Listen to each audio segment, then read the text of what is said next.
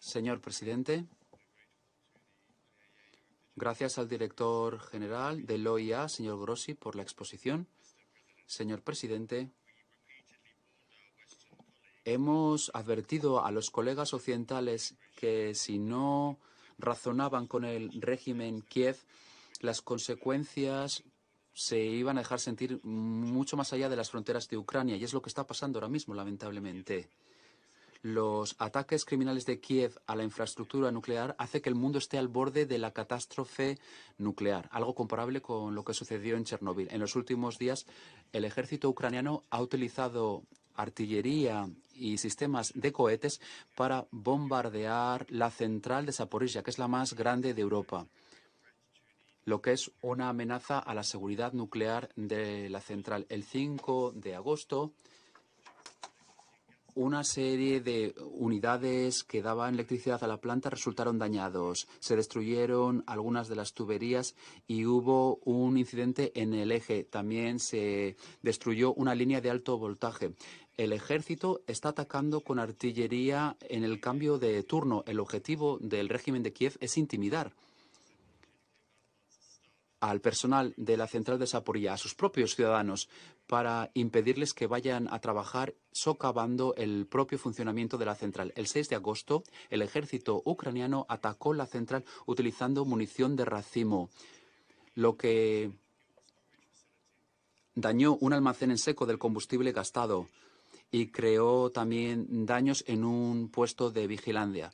Resultó herido además uno de los miembros del personal.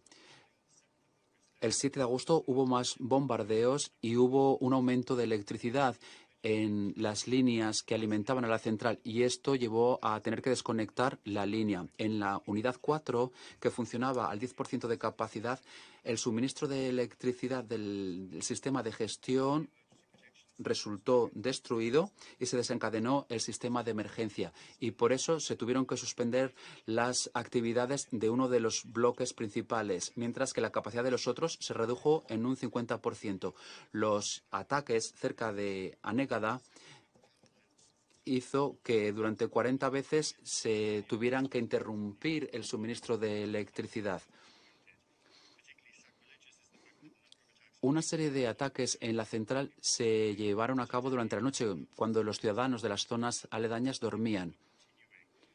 Ahora mismo continúan los ataques utilizando sistemas de lanzamiento de cohetes cerca del río Dnieper, cerca de Nikopol, Margavech y Tomakovgrad, controlados por Kiev. Según los datos de la administración regional, el ejército ucraniano está dirigiendo estas armas a las zonas en las que están almacenados los residuos. Hasta ahora no han causado un daño,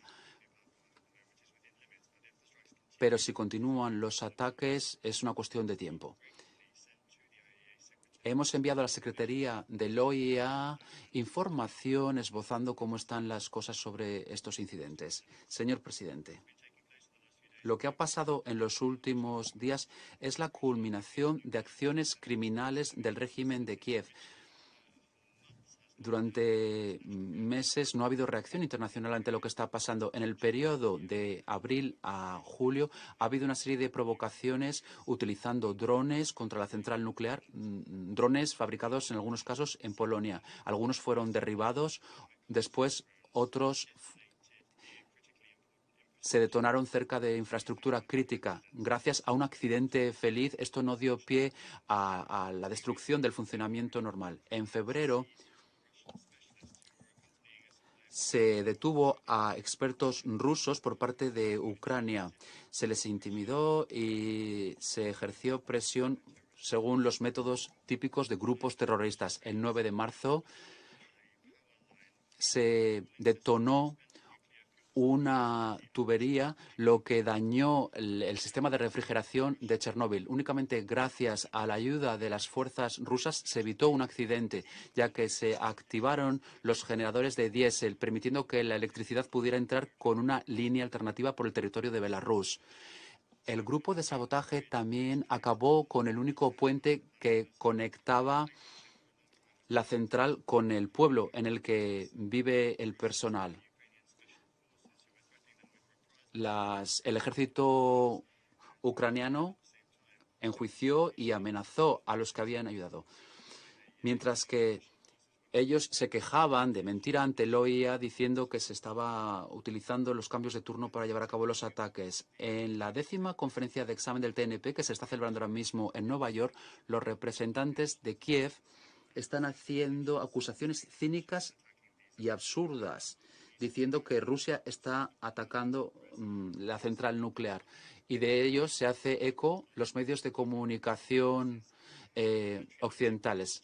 La lógica, sin embargo, sugiere que nuestros soldados no tienen ningún motivo para bombardear la ciudad o la central, ya que están ellos allí controlando la central. Los países occidentales, además, organizaron una reunión aquí en el Consejo en cuanto a la situación de la central de Zaporilla para presentar un sabotaje como si fuera ruso, aunque la planta, la central, estaba bajo su control.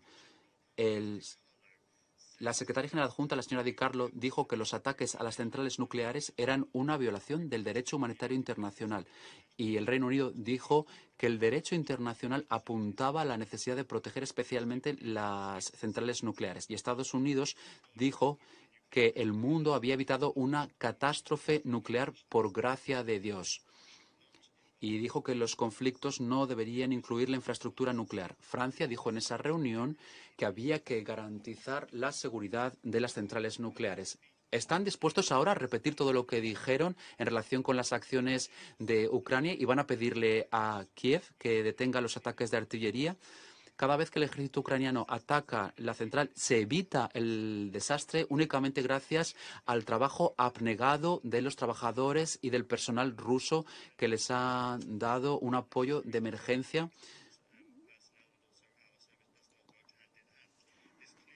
Lo que indica a las claras que entre nuestros soldados y los expertos ucranianos hay una comunicación totalmente normal.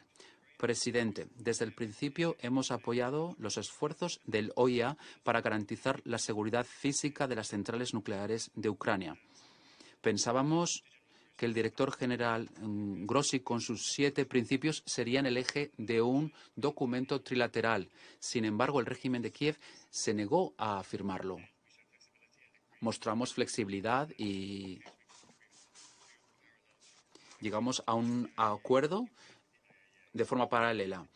Kiev también rechazó esa opción sin presentar argumentos claros por los que lo rechazaba. Pero la esencia está clara. Ucrania está pergeñando planes para sabotear su propia central de Zaporilla y culpar a Rusia. Nosotros estamos cumpliendo los 7 principios y estamos haciendo todo lo posible para garantizar que el OIA pueda verlo con sus propios ojos. El 3 de junio de este año, Rusia y la Secretaría del OIA acordaron las fechas para el envío de una misión a la central de Zaporilla. Esa misión, que iba a incluir a expertos de una serie de países, iba a ser encabezada por el director general Grossi. Los objetivos eran técnicos en naturaleza exclusivamente. Aplicar el mandato del OIA, evaluar la situación de la central nuclear más grande de Europa y llevar a cabo un inventario del material nuclear almacenado, tal como aparece en los acuerdos de salvaguardias. La cooperación con el organismo permitió resolver todas las dificultades en cuanto a la organización de esa misión, una misión muy complicada pero muy necesaria. Sin embargo, a última hora, el Departamento de Seguridad de la ONU dijo que no y se canceló la misión, algo que las autoridades de Ucrania aprovecharon para atacar la central. Pensamos que la anulación del viaje se debió a Ucrania y a los que los apoyan desde Occidente, porque no querían que el OIA viera qué es lo que estaba pasando, que es que la central funciona sin ningún problema y que había un entorno totalmente sano. Esperamos que pronto los expertos del OIA puedan visitar la central y esperamos que el secretario general reconozca el peso de su responsabilidad y, mediante los departamentos de la Secretaría, haga algo que pueda impedir la realización de la misión. Nosotros estamos dispuestos a dar la asistencia necesaria para resolver todas las cuestiones de organización.